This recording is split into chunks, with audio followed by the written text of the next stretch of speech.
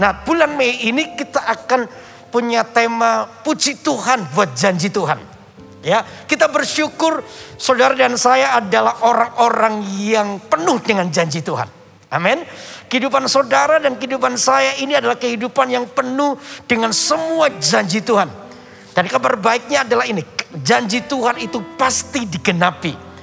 Tuhan pasti menggenapi janji-janjinya buat hidup kita. Dan janji itu bukan sekedar janji.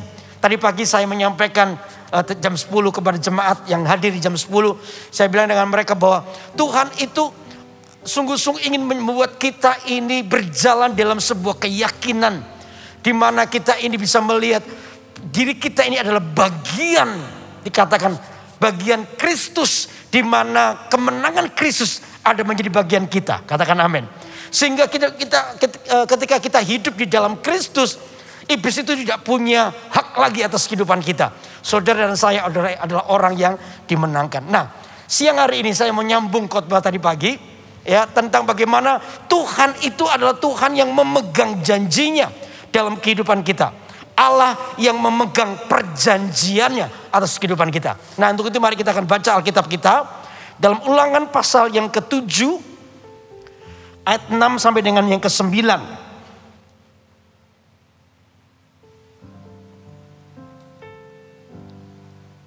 Ulangan pasal yang ke-7. Ya. Ayat yang ke-6 sampai dengan yang ke-9. Oke, saya akan bacakan buat saudara.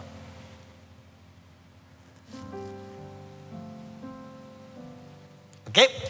Dikatakan begini, sebab engkaulah umat yang kudus bagi Tuhan Allahmu. Engkaulah yang dipilih oleh Tuhan Allahmu dari segala bangsa di atas bumi, di muka bumi untuk menjadi umat apa? Kesayangannya. Bukan karena lebih banyak jumlahmu dari bangsa manapun juga, maka hati Tuhan terpikat olehmu dan memilih kamu. Bukankah kamu ini yang paling kecil dari segala bangsa? Tetapi karena Tuhan mengasihi kamu dan memegang sumpahnya yang telah diikrarkannya kepada nenek moyangmu, maka Tuhan telah membawa kamu keluar dengan tangan yang kuat dan menebus engkau dari rumah perbudakan, dari tangan Fir'aun, Raja Mesir.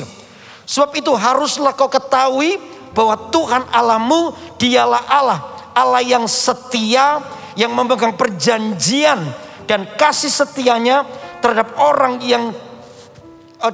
yang kasih kepadanya dan berpegang pada perintahnya sampai kepada beribu-ribu keturunan. Saudara, ini adalah sebuah pernyataan Tuhan kepada umatnya. Bagaimana Tuhan itu memberitahukan kepada mereka bahwa Tuhan itu adalah Tuhan yang memegang perjanjiannya kepadanya, pada umatnya. Ketika Tuhan berkata, Tuhan itu bukan seperti manusia yang suka mengingkari janji. Tidak. Tuhan itu Allah yang pasti menggenapi janjinya. Katakan amin.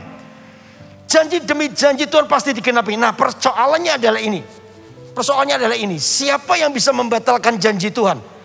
Bukan pihaknya Tuhan, tetapi kita sendiri. Nah, makanya itu apa yang akan saya sampaikan hari ini, saudara. Mari kita akan lihat bagaimana kehidupan kita. Kalau Tuhan sudah berjanji ada beberapa hal. Yuk kita bahas satu persatu ya. Di ayat yang ke-6 dulu. Coba lihat ayat 6. Ayat 6 dikatakan begini.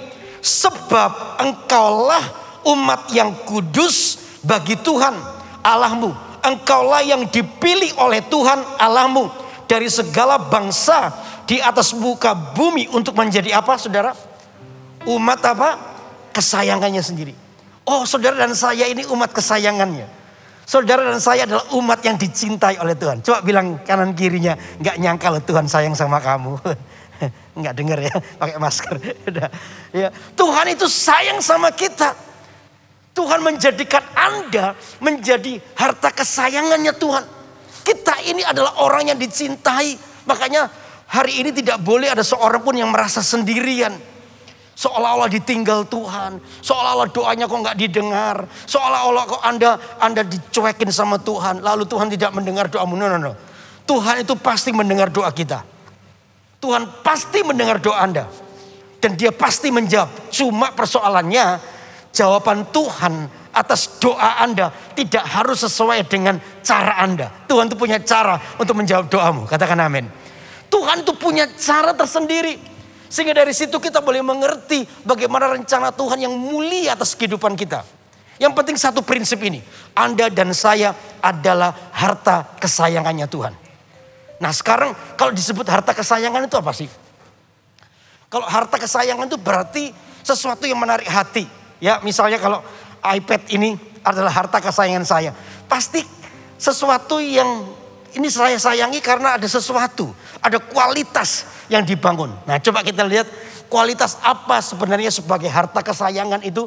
Supaya kita bisa melihat kualitas yang kita punya. Apa itu? Yuk coba buka Alkitab kita ya. Di Keluaran pasal 19 ayat 5. Poin 1 adalah kita dipilih untuk menjadi umat kesayangannya. Coba Keluaran pasal 19 ayat 5. Keluaran 19 ayat ke-5. Oke, saya akan bacakan buat saudara. Jadi sekarang jika kamu apa saudara? Halo, jika kamu apa? Sungguh-sungguh mendengarkan firman-Ku dan berpegang pada perjanjianku, maka kamu akan menjadi apa? Halo, menjadi apa? Harta kesayanganku sendiri dari antara segala bangsa, sebab akulah yang mempunyai seluruh bumi. Oh, ternyata kita disebut harta kesayangannya Tuhan. Ternyata ada dua kualitas yang harus kita bangun. Ini masih poin 1 ya. Kita disebut harta kesayangan Tuhan. Kenapa Tuhan berpegang pada perjanjian buat hidup kita? Karena Anda dan saya adalah harta kesayangan. Nah harta kesayangan itu punya dua kualitas. Apa yang pertama? Jadi sekarang jika kamu apa? Sungguh-sungguh mendengarkan firman-Ku. Oh jadi kualitas pertama sebagai harta kesayangan adalah ini. Jika kamu sungguh-sungguh. Kenapa kata sungguh-sungguh itu begitu penting di situ? Ternyata saudara ada orang yang mendengar tetapi tidak mendengar dengan sungguh-sungguh. Ada orang yang mendengar tapi tidak mendengar dengan sungguh-sungguh. Dulu waktu anak saya masih kecil, saya ini suka kalau masih sekolahnya masih waktu itu jam 9, jam 10 sebelum pandemi ya. Dulu sekarang sudah kuliah semua. Ya masih umur sekitar 65 lah, 5-6 tahun masih di TK gitu ya. Saya bangun tidur, habis doa, begitu bisa dia nonton TV. Sekolah masih 2-3 jam lagi, agak siangan. Saya biarkan dia nonton misalnya apa, Dora atau apa begitu, nonton begitu. Pas waktu saya lihat jamnya dia harus mandi, saya sambil siapin sesuatu, saya teriak sama dia, ayo Kenny mandi. Ya, dia dengar, gak mungkin gak dengar saudara. Jaraknya cuma 1 meter, gak mungkin dia gak dengar. Tapi dia poinnya di sini, dia mendengar tapi tidak mendengar dengan sungguh-sungguh. Buktinya apa? Hidupnya tidak berubah, dia di situ terus. Dia lihat TV terus. Sampai akhirnya saya lihat, kok masih di situ. Saya bilang lagi, Kenny, ayo cepat mandi. Ini sudah waktunya mandi. Dia diem aja saudara. Saya nggak percaya kalau dia nggak dengar. Kalau dia nggak dengar, saya panggil Pak Liang untuk doakan dia supaya dia dengar. Ya, pasti gitu terus. Sampai akhirnya saya lihat dia tidak berubah dari tempat duduknya, masih lihat TV terus. Maka suara saya naikkan 1 oktav. Do re mi fa sol la si do. Do re mi fa sol la si do. Kan itu susah itu. Itu. Kenny ayo mandi. Baru dia kaget lihat papanya 1 oktav naik. Iya pak. Dia langsung cepat-cepat ke kamar mandi. Nah baru di situ bersungguh-sungguh. Ternyata yang membedakan antara kata sungguh-sungguh dan mendengarkan saja itu di mana? Di perubahan hidup. Nah persoalannya adalah ini. Ketika Anda mendengarkan firman Tuhan, apakah firman Allah mengubah hidup kita? Itu persoalannya. Kualitas sebagai harta kesayangan adalah ketika Anda mendengarkan firman Allah dan mengambil keputusan berubah. Perubahan hidup kita itulah yang menjadikan kita ini sebagai harta kesayangannya Tuhan. Tuhan ingin sungguh-sungguh melihat sebuah harta kesayangan dibangun buat hidup kita. Mendengarkan dengan sungguh-sungguh. Perbedaannya di situ. Makanya dalam ibadah kita ini saudara. Apa yang membedakan beribadah biasa atau tidak? Saudara hari ini kita beribadah ya. Tapi ibadah kita ini menjadi ibadah yang sangat berdampak ketika apa? Hidup kita itu berubah. Pulang dari tempat ini nanti keluar lewat pintu sana, saudara mengalami sebuah perubahan dalam hatimu. Itu namanya ibadah yang sejati. Makanya Tuhan tuh coba bilang, kita buka dulu ya Roma pasal 12 dulu sebentar aja. Roma pasal 12.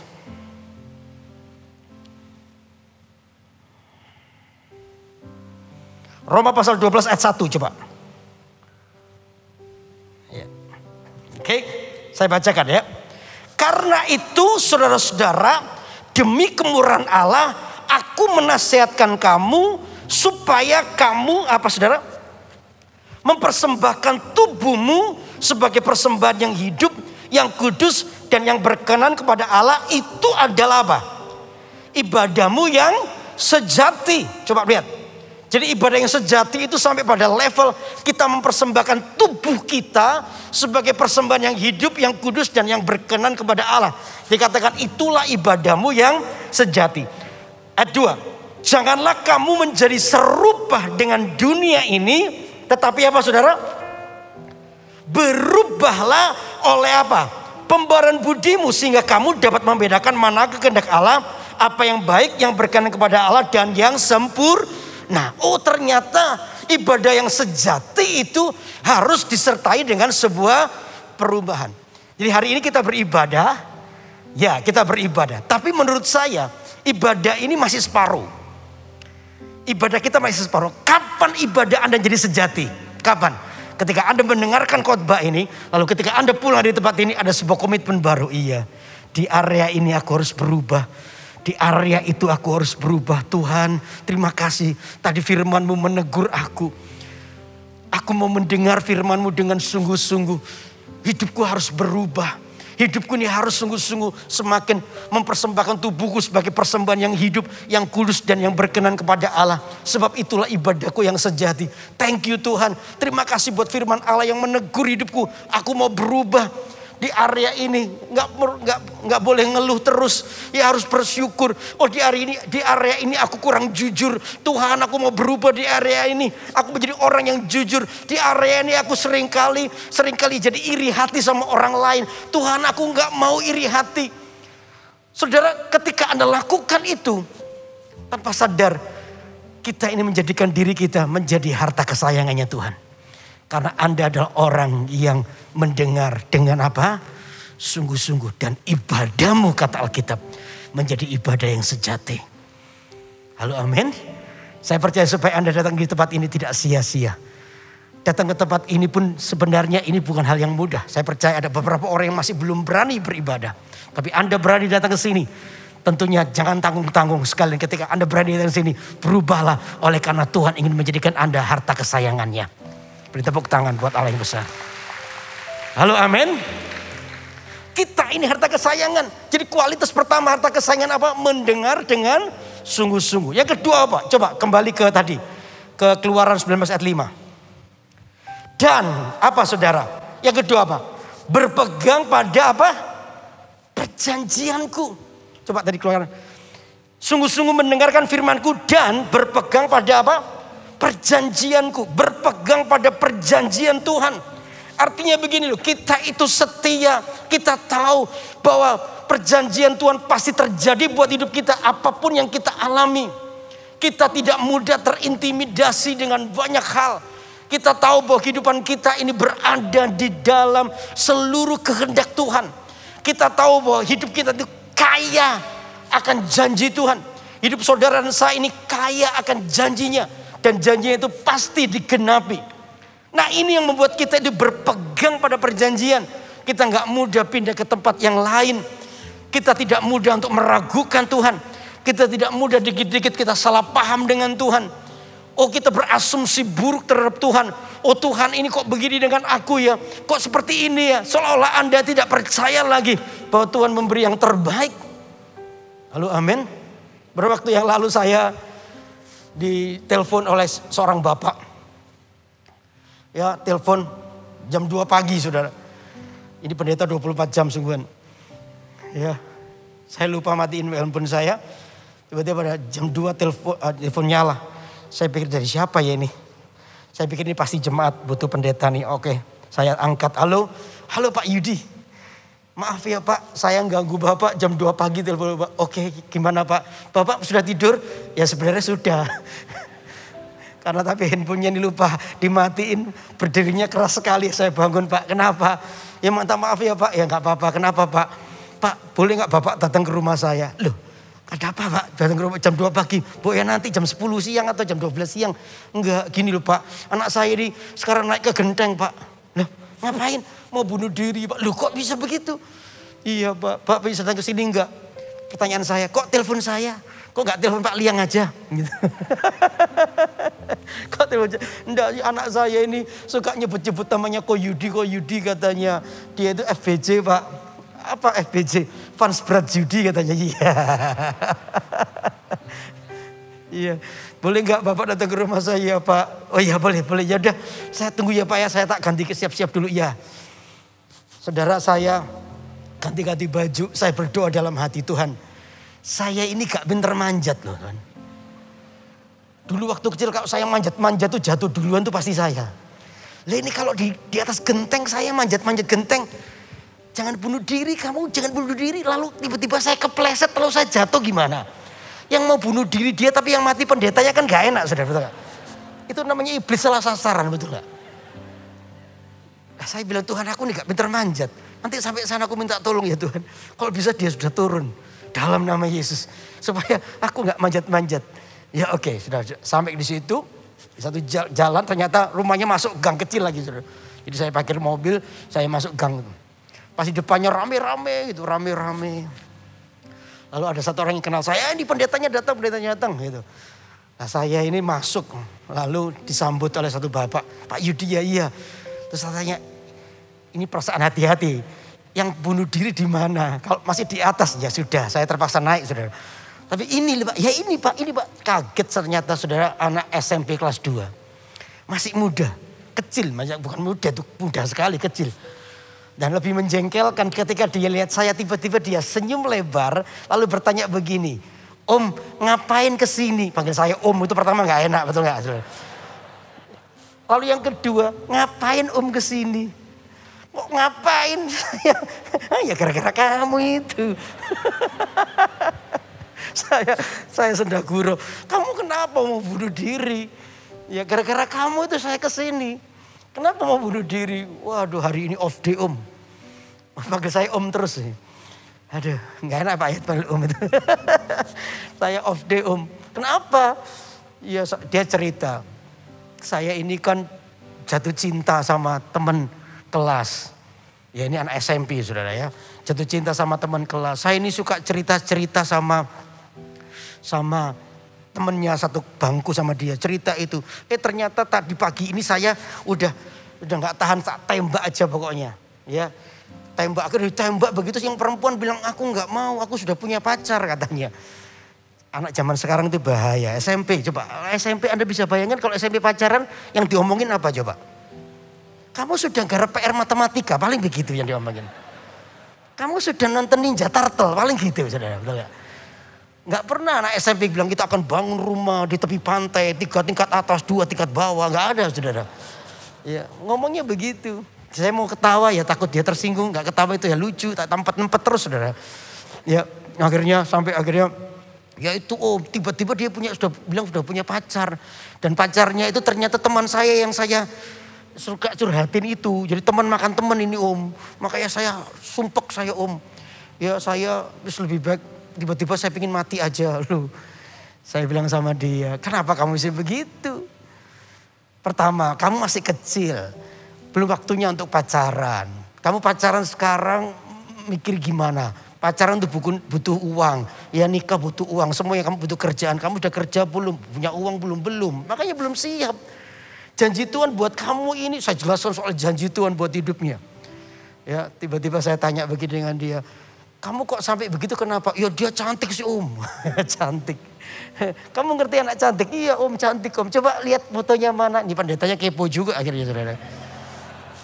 Mana coba lihat fotonya, saya lihat, memang cantik, cantik ya, makanya Om cantik ya. Waduh, seleramu tinggi ya saya bilang gitu. Seleramu tinggi loh, ini cantik loh ini. Tapi kalau dia mau sama kamu, seleranya rendah nah ini.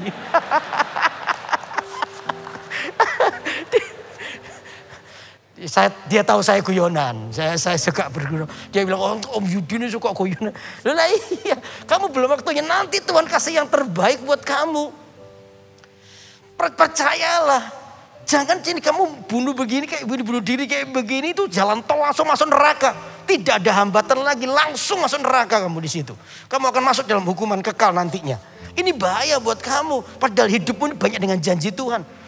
Jangan terburu-buru. Saya jelaskan dengan bahasanya dia. Tiba-tiba saya ngomong sama dia, Tuhan tuh mengasihi kamu. Dia mau pakai hidup kamu. Gak tahu gimana waktu itu saya rasa urapan Tuhan terjadi. Nanti sementara saya ngomong tiba-tiba dia nangis. Dan dia mau sungguh-sungguh bertobat. Puji Tuhan hari itu. Ya, setelah didoakan selesai. Ya, akhirnya beberapa waktu yang ketemu dengan gereja, di gereja ketemu dengan saya bilang gimana sekarang? Ya Om, saya mau sungguh-sungguh dengan Tuhan. Good. Janji Tuhan dalam hidupmu masih banyak, nak, saya bilang. Janji Tuhan itu pasti digenapi, karena itu berpeganglah pada janji Tuhan yang terbaik. Ya, kalau hari ini kamu belum dapat dia, mungkin itu bukan kehendak Tuhan buat kamu juga. Jangan terlalu memaksa sesuatu yang belum waktunya. Jangan memaksa sesuatu yang bukan dikehendaki Tuhan. Jangan cuma ditipu oleh tipuan mata saja. Kadang-kadang kita ini salah. Cuma dengan tipuan mata ini kita anggap itu baik, padahal belum tentu. Makanya itu jangan terburu-buru ketika kejadian sesuatu yang kita alami membuat kita ini akhirnya undur dari Tuhan. Lalu kita kecewa dengan Tuhan. Lalu kita bunuh diri seperti anak ini, anak masih SMP. Kaget saya juga. Jangan terlalu terburu-buru. Kita ini adalah harta kesayangan Tuhan. Katakan amin. Terlalu sayang, hidupmu itu terlalu mulia. Hidup kita ini terlalu berharga. Hanya sesuatu kegagalan sedikit aja kita seperti mengakhiri hidup kita. Oh saudara, tidak akan pernah sebanding. Kasih Tuhan buat hidup saudara terlalu mulia untuk itu. Kegagalanmu hari ini belum tentu membuat Anda gagal terus. Jangan-jangan coba lihat, jangan-jangan itu tidak dikehendaki oleh Tuhan. Tuhan punya kehendak yang lebih lagi dalam kehidupan saudara. Ini yang harus kita ketahui. Supaya kita ini tidak lagi berjalan di dalam mata yang gelap. Tetapi kita berjalan dalam terang Kristus. Karena prinsip ini kita harus tahu. Bahwa saudara dan saya adalah harta kesayangannya Tuhan. Kalau lebih ekstrim di Alkitab berkata bahwa Anda dan saya ini biji matanya Tuhan. Wow. Biji matanya Tuhan. Kita ini biji mata itu tidak boleh sembarang orang menyentuh biji mata. Bahkan suami istri sekalipun. Yang secara hukum diperbolehkan untuk pegang apa saja. Tapi coba biji mata. Saya sama istri saya sayang-sayangan. Ma, kamu kok cantik ya. Tak belai rambutnya. Setelah itu ayo tak belai biji matamu ya. Pasti saya dikaploki saudara. Betul gak Pak Liang? Coba biji mata dibelai-belai gitu. Anda pasti dikaplok gitu. Tidak sembarangan biji mata. Kita ini biji matanya Tuhan. Tidak boleh ada yang sentuh. Cuma masalahnya kadang-kadang maaf ya. Kadang kita tuh membiarkan diri kita itu disentuh. Membiarkan diri kita ini tidak berharga. Oleh karena apa? Kita gak ngerti bahwa saudara dan saya adalah harta kesayangannya Tuhan. Karena itu dua kualitas yang harus kita jaga. Yaitu apa? Mendengar dengan sungguh-sungguh. Dan kedua apa? Berpegang pada perjanjian Tuhan. Perjanjian dalam hidup kita itu sangat mulia. Katakan amin. Perjanjian Tuhan dan kepada saudara dan saya adalah sangat-sangat mulia. Jangan dibandingkan yang lain. Tuhan memberi yang terbaik buat hidup kita. Amin. Itu yang pertama. Yang kedua apa saudara? Ya kembali ke ulangan tadi. Yang pertama adalah kita ini adalah apa? Harta kesayangannya. Kita dipilih untuk menjadi harta kesayangan. Yang kedua, coba ayat ke-8.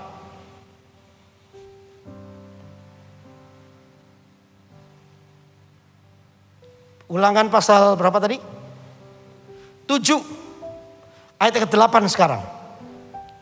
Yuk kita baca. Oke.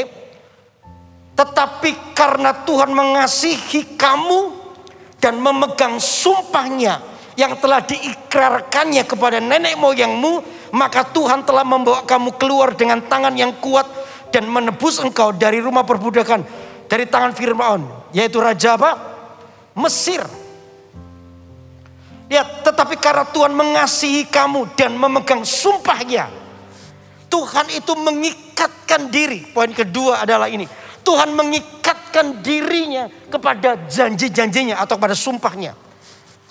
Tetapi karena Tuhan mengasihi kamu dan memegang sumpahnya yang telah diikrarkannya kepada nenek moyangmu, maka Tuhan telah membawa kamu keluar dengan tangan yang kuat dan menebus engkau dari rumah perbudakan, dari tangan Firaun raja Mesir.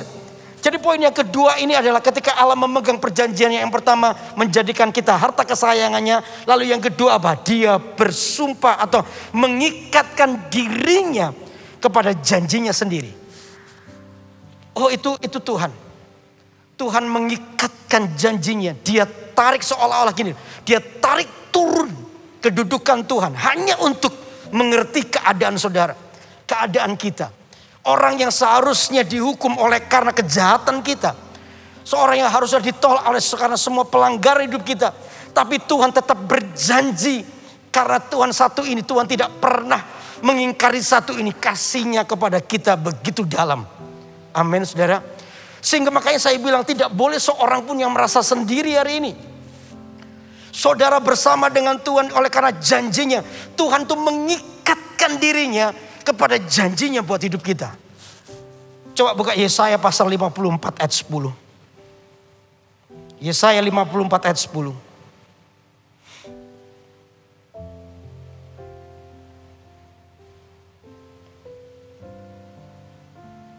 Yesaya 54 ayat 10. Perhatikan baik-baik.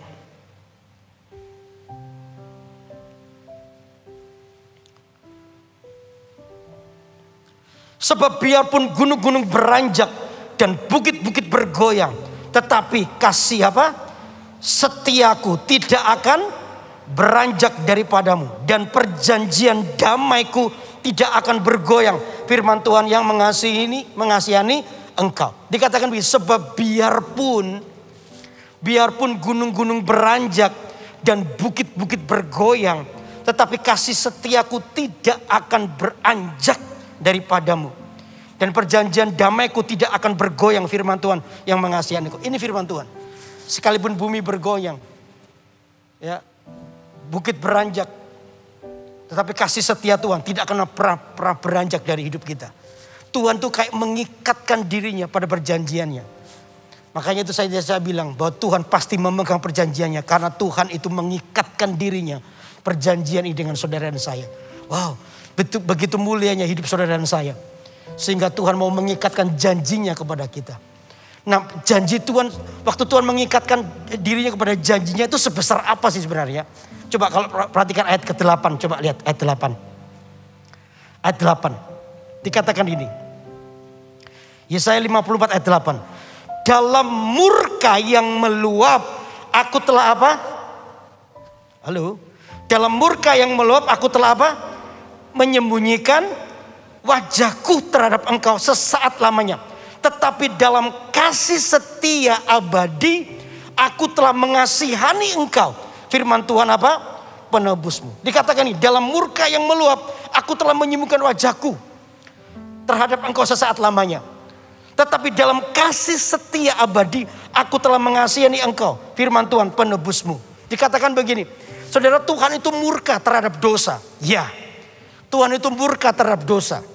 Dia gak suka kalau kita ini tinggal dalam dosa. Tuhan murka. Tetapi dikatakan itu sesaat saja. Karena apa? Tuhan itu tidak akan pernah bisa bertahan dalam murkanya. Kenapa saudara? Karena kasihnya jauh lebih besar kepada kita daripada murkanya. Tuhan mengasihi saudara dan saya, kasihnya itu jauh lebih besar. Makanya itu kalau ada orang datang minta ampun sama Tuhan, apapun pelanggarannya, minta ampun sama Tuhan dan mengaku dosa. Alkitab berkata Tuhan itu adil dan setia. Dia pasti mengampuni hidup Anda dan saya. Wow, sebesar itu kasihnya. Makanya Tuhan itu bahkan mengikatkan janjinya ini. Kalau kita ini meninggalkan Tuhan terlalu jauh, sampai dikatakan Anda pun jijik dengan dosa Anda sendiri. Tapi begitu Anda datang kepada Tuhan, memberanikan diri, menyadari keadaannya, lalu datang kepada Tuhan. Saudara, detik itu Tuhan tidak akan pernah menolakmu seperti seorang bapa yang tiap hari menunggu anak bungsunya, kapan ya ini pulang. Anak bungsu yang meninggalkannya lalu berfoya-foya dengan keuangannya semuanya. Kok gak pulang-pulang ya? Anak itu sudah terhilang, gak tahu kemana. Berlumuran kotoran babi, bau dan lain sebagainya. Gak tahu kemana, tapi bapak itu tetap setia menunggu kapan ini anak pulang. Besoknya ditunggu lagi kapan ini anak pulang. Dan sampai satu saat ketika anak itu pulang, di dalam keminderannya, anak itu pulang dengan sebuah ekspektasi begini loh. Wes gak usah aku diterima sebagai anak, anggap aku sebagai pegawai aja gak apa-apa. Wes ya ele-elean gak apa-apa lah. Yang penting aku diterima. Bapak itu gak peduli. Ketika dia melihat anak itu datang, bapak itu lari dan peluk anak itu. Padahal anak ini bau, anak ini kotor. Bapak itu gak peduli, dia peluk anak itu. Diterimanya kembali. Baju yang kotor diganti, suruh mandi dulu, ganti sepatu dikasih, cincin dikasih, baju baru dikasih. Wow, saudara, saya waktu kalau membayangkan ini, kita itu betul-betul berada dalam kasih karunia Allah yang besar. Cuma masalahnya banyak orang yang tidak mengerti konsep ini. Begitu dia berbuat dosa, lalu dia sudah minta ampun, tapi perasaannya ini terus terdakwa terus. Merasa tidak layak terus. Saudara, selebihnya daripada ketika Anda datang kepada Tuhan, memang pertama menyesal, dosa itu harus. Dan ketika Anda datang kepada Tuhan dan mengaku dosa, detik itu Tuhan pasti mengampunimu. Selebihnya perasaan bersalah itu datangnya dari setan. Yang berusaha membuat Anda merasa tidak layak, merasa Tuhan tetap marah terus. Ya, merasa bahwa Tuhan itu pasti menolakmu. Oh, Tuhan itu menghukummu, aku ini gak layak terus. Sehingga Anda untuk datang kepada Tuhan Anda tidak berani. Yang Anda buat apa? Semakin mundur, semakin mundur, semakin mundur dari Tuhan. Saya mau berkata, itu yang menghukummu adalah perasaanmu sendiri. Tuhan itu memang murka terhadap dosa. Ya, Tuhan tidak suka kita tinggal dalam dosa. Tapi Tuhan tidak pernah bertahan dalam murkanya. Karena apa? Kasihnya jauh lebih besar. Katakan amin. Kalau Anda datang dengan hatimu, Tuhan tuh menerimamu. Dia memberikan kesempatan yang kedua. Makanya itu coba lihat ayat yang ke coba ayat ke-12, 11-12 coba. Perhatikan di Yesaya tadi ya. Yesaya 54 ayat 11-12. Hai yang tertindas, yang dilanggar angin badai, yang tidak dihiburkan, sesungguhnya aku akan meletakkan alasmu dari batu hitam dan dasar-dasarmu dari batu nilam. Aku akan membuat kemuncak-kemuncak tembokmu dari batu delimah, pintu-pintu gerbangmu dari batu manikam merah, dan segenap tembok perbatasanmu dari batu permata. Tuhan sendiri bilang, kamu yang tertindas. Hei kamu yang tertindas, Tuhan tuh pulihkan hidup kita. Yang dilanggar angin badai, yang tidak dihiburkan, sesungguhnya aku akan meletakkan alasmu dari batu hitam. Kita ini adalah orang yang diberi kesempatan yang kedua. Katakan amin. Saudara dan saya hari ini hidup karena sebuah kesempatan yang kedua. Kalau saya mulai merenungkan hidup saya, iya, hari ini saya hidup karena kesempatan yang kedua. Kalau saya dengar dulu beberapa cerita waktu masih kecil, saya pernah sakit namanya asma. Asma saya ini cukup berat kata mama saya. Bahkan pernah satu saat tuh sampai hampir di titik terakhir hidup saya karena saya nggak bisa nafas. Mama saya cuma bisa nangis dan berdoa waktu itu. Dibawa ke rumah sakit pun juga waktu itu nggak sempat, hampir tidak tertolong. Tapi mujizat terjadi. Tiba-tiba saya nangis dan nangis, tiba-tiba waktu nangis katanya masih tiba-tiba bisa bernafas lagi dan normal. Akhirnya lambat laun hari ini saya sudah nggak tahu asma itu bagaimana, nggak bisa rasakan karena sudah nggak pernah kumat lagi. Tuhan tolong saya. Kalau mama saya cerita ini, mama saya selalu bilang, Yudi, hidupmu itu nyawa sambungan.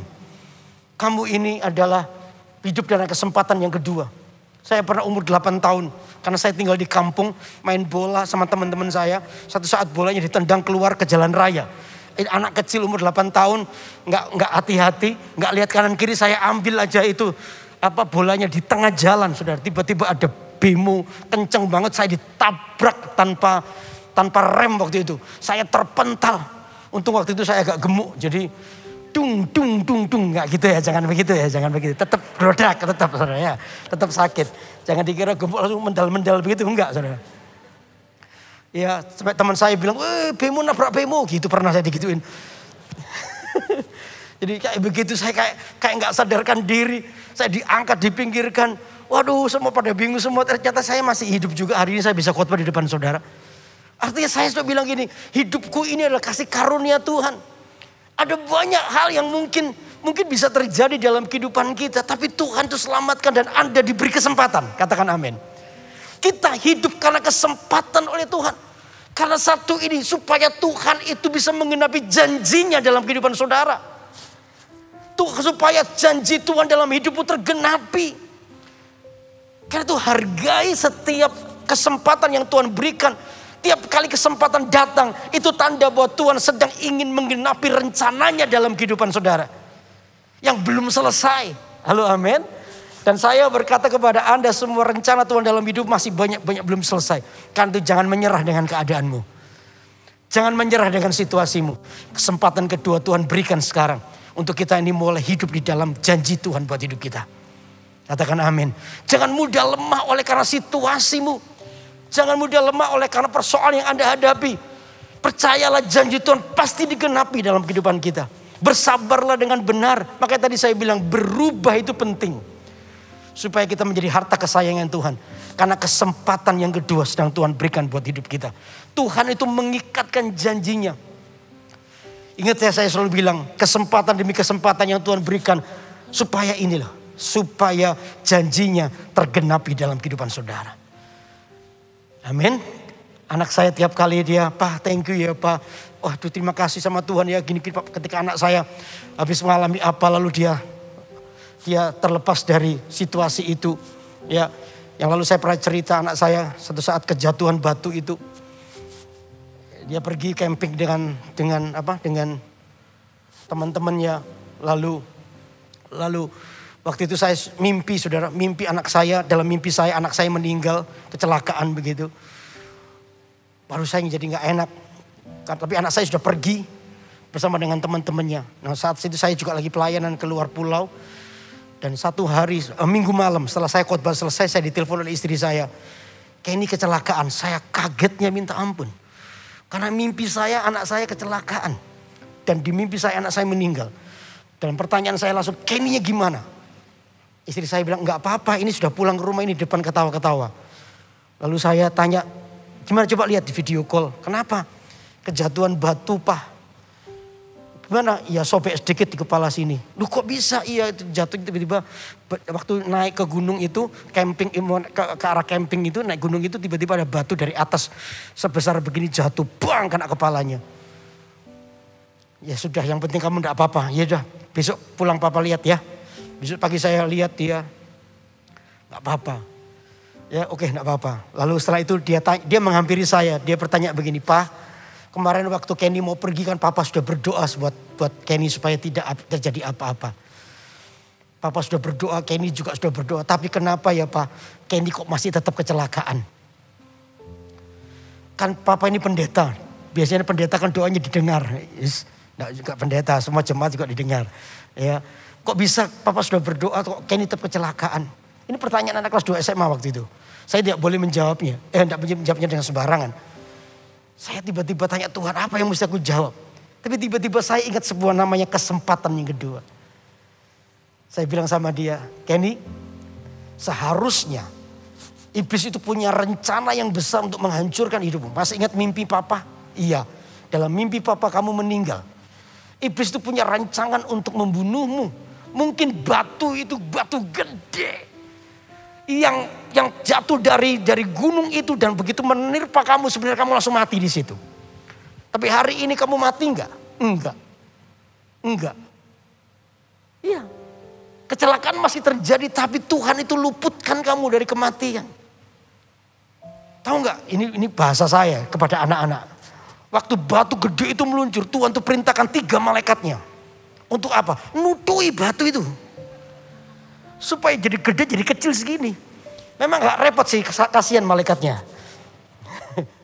Ya duduk sampai kepada kamu kecil. Akhirnya duk begitu aja. Gak apa-apa.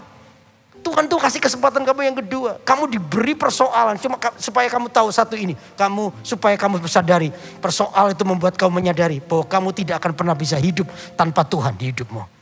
Kamu tidak boleh mengandalkan kekuatanmu. Persoalan diizinkan supaya kamu tahu kamu harus mengandalkan Tuhan dalam banyak hal. Gitu ya Pak? Iya. Berarti kesempatan yang kedua sekarang. Tuhan tuh mengikatkan janji. Supaya apa sih kesempatan diberikan kepada kamu? Supaya Tuhan itu menyelesaikan perjanjiannya dengan kamu nak. Karena itu kamu harus hidup sungguh-sungguh. Punya kualitas sebagai harta kesayangannya Tuhan. Halo amin saudara? Amin. Tiba-tiba saya suruh dia doa. Ya kamu sekarang yang doa, dia berlutut. Dia nangis. Tuhan thank you. Terima kasih. Hidupku ini adalah kesempatan yang kedua. Hai kamu yang tertindas kata Alkitab. Tuhan telah memberikan sebuah alas dasar untuk dibangun di atasnya. Supaya kehidupan kita menjadi kehidupan yang penuh dengan janji Tuhan buat hidup kita. Amin. Beri tepuk tangan buat Allah yang besar. Haleluya. Haleluya. Itu yang kedua. Lalu yang ketiga apa? Jadi pertama Allah memegang perjanjiannya karena itu Tuhan pilih kita menjadi umat kesayangannya. Lalu yang kedua apa? Tuhan mengikatkan perjanjiannya. Dengan mengikat dirinya kepada perjanjiannya kepada kita. Lalu yang ketiga apa? Ayat 9. Coba kembali ke ulangan tadi ya. Ayat 9. Sebab itu haruslah kau ketahui bahwa Tuhan Allahmu dialah Allah yang setia, yang memegang apa? Yang memegang perjanjian dan kasih setianya terhadap orang yang kasih kepadanya dan berpegang pada perintahnya sampai kepada beribu-ribu apa? Keturunan. Yang ketiga adalah ini, tugas kita mengasihi dan memegang perintahnya. Tugas kita adalah mengasihi dan memegang perintahnya. Ini bagian kita. Saudara, kadang-kadang kita memperlakukan Tuhan itu tidak fair. Kita ini menuntut. Orang yang suka menuntut itu adalah begini loh. Orang ini adalah orang yang menuntut Tuhan harus melakukan bagiannya. Tuhan harus memberkatinya. Tuhan harus mengadakan mujizatnya. Tuhan harus menolongnya.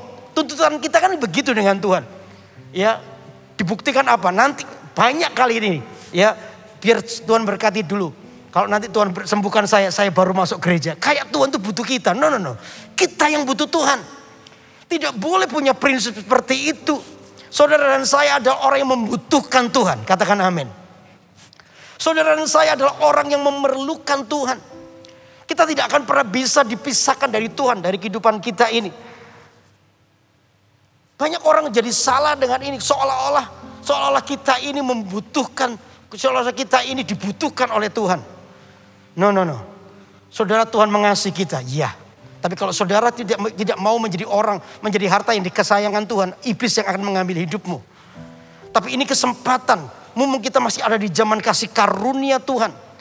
Makanya kita jangan memperlakukan Tuhan hanya untuk mengambil keuntungan sendiri. Akibatnya apa? Kita cuma menuntut Tuhan harus memberkati kita, harus menolong kita. Begitu giliran kita diminta untuk taat kepada Tuhan, kita menolak. Diminta untuk kita taat kepada Tuhan, mengasihi Tuhan, tinggal dalam kekudusan, kita menolaknya. Ini namanya kita sedang memperlakukan Tuhan itu seenaknya.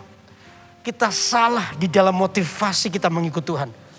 Kita cuma mau Tuhan memberkati, tapi giliran kita diminta untuk hidup sungguh-sungguh dengan Tuhan, kita nggak mau. Saudara, dijauhkan sikap ini dari jemaat Gereja Mawar Syarul Surabaya Barat. Amin. Anda adalah orang yang dikatakan memegang dan mengasihi perintah Tuhan seumur hidup kita. Ya, bagian kita adalah melakukan ketaatan. Pikul salib. Apa sih pikul salib artinya? Pikul salib itu artinya begini, saudara, berhenti memenuhi kehendakmu sendiri dan diganti dengan memenuhi kehendak Allah. Itu pikul salib. Kita berhenti memenuhi kedagingan kita, lalu kita ganti, kita memenuhi kehendak Tuhan dalam kehidupan kita. Kita belajar untuk mengasihi Tuhan. Lalu belajar terus tinggal dalam kekudusan. Apa sih arti tinggal dalam kekudusan?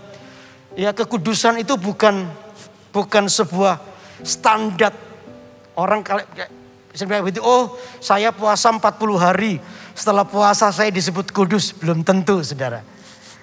Saya ngomongin bukan berarti kita gak boleh puasa. Puasa itu tetap berguna buat Anda. Tapi kekudusan itu bukan itu.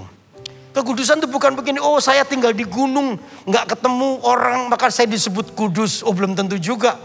Yang lebih ekstrim lagi, oh, saya pakai kalung salib, maka disebut orang kudus. Belum tentu, tanya itu salib Yesus atau penjahat di sebelahnya. Sama-sama salibnya. Bukan itu. Tapi kekudusan itu bicara soal begini, sebuah kondisi di mana ketika dosa ditinggikan, ketika dosa dilakukan, Anda di situ, Anda menolak dosa dan hidup benar. Di tengah-tengah dosa yang diagungkan, ketika dosa dipermuliakan seperti itu, Anda mungkin tinggal di lingkungan itu, tapi Anda tetap berkata, no, tidak, aku mau tetap tinggal dalam kekudusan. Aku tidak mau berkompromi dengan dosa. Nah, itu kekudusan. Kekudusan itu selalu beranonim dengan situasi. Di tengah-tengah kebusukan, di tengah kemunafikan, tiba-tiba Anda tetap berlaku jujur. Anda tetap berlaku benar. Itu kekudusan. Makanya kekudusan itu sesuatu yang dipisahkan tetapi masih di dunia. Ingat ya, kita ini dari dunia tapi kita dipisahkan. Bukan berarti kita hidup di planet lain, bukan. Kita tetap di dunia. Amin. Kita tetap di dunia ini tapi kita dipisahkan. Itu kekudusan. Di tengah-tengah kantor Anda banyak korupsi, banyak kecurangan, tapi Anda tetap memilih untuk hidup benar. Itu kekudusan. Dan kekudusan itu kadang melukai dosa. Kekudusan itu melukai ketidakbenaran. Makanya jangan heran, semakin Anda kudus, Anda semakin dibenci orang. Semakin Anda bertindak benar, Anda mungkin tidak disukai orang. Kenapa? Karena kebenaran itu selalu melukai dosa. Kebenaran itu selalu melukai ketidakbenaran. Orang tidak benar melihat apa yang benar, mereka jadi gak seneng. Jadi jangan heran ketika Anda melakukan kebenaran di kantor Anda, di lingkungan Anda, banyak orang gak suka. Selalu mencari-cari cara untuk ngerjain Anda dan lain sebagainya. Tenang aja. Tinggal dalam kekudusan karena itu bagian Anda. Saya percaya ketika Anda melakukan bagianmu dengan baik, Tuhan akan melakukan baginya dengan baik pula dalam hidup kita. Katakan amin. Halo, amin. Amin. Karena itu saudara, tugas kita adalah mengasihi dan memegang perintah Tuhan. Dari situlah kita bisa melihat betapa saudara dan saya adalah orang yang diangkat Tuhan untuk naik. Dan janji-janjinya pasti digenapi buat hidup kita. Karena siang hari ini kita belajar 3 hal. Allah memegang perjanjiannya. Yang pertama, kita dipilih menjadi harta kesayangan. Saudara, harta kesayangannya Tuhan. Amin. Ingat kualitasnya apa? 2, yang pertama apa? Mendengar dengan sungguh-sungguh. Lalu yang kedua, memegang perjanjian Tuhan. Itu menjadi harta kesayangan. Lalu yang kedua apa? Tuhan mengikatkan dirinya kepada sumpahnya, kepada janjinya. Sehingga setiap kita ini ada dalam sebuah kesempatan yang kedua. Saudara dan saya ada dalam kesempatan yang kedua. Lalu yang ketiga, tugas saudara dan saya adalah apa? Mengasihi dan memegang perintahnya. Saya percaya kalau 3 hal ini kita lakukan, Anda akan melihat betapa Tuhan akan menepati janjinya buat kehidupan saudara. Amin. Anda mau Tuhan menepati janjinya dalam hidupmu? Perhatikan 3 hal ini. Saya percaya Tuhan pasti memberkati kita. Beri tepuk tangan buat Allah kita.